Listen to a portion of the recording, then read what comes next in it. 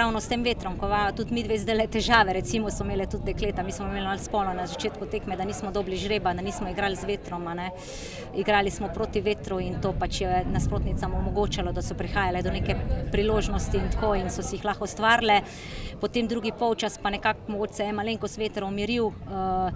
potem smo nekako igrali malo z vetrom, ampak enostavno je bil zaostanek in tega nismo izkoristili. Preveč smo nekako na momente hoteli odigrati dolgo žogo na zadnjo linijo, morali bi bolj poskušati preko bočnega položaja, mi smo igravali neke stvari, ampak enostavno en trening je premal, da bi punce to resnično lahko ob agresivnem nasprotniku udejanjale na igrišču. Ampak optimistično naprej oziroma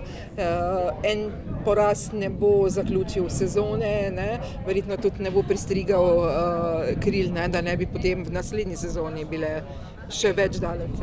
Ja, vsekakor pač dekleta 2005 se zdaj postavljajo, so izhodna, 2006 ostanejo, priključni bomo nove 07 in potem v naslednji sezoni bomo začeli v Ligi B. Se mi zdi, da nekako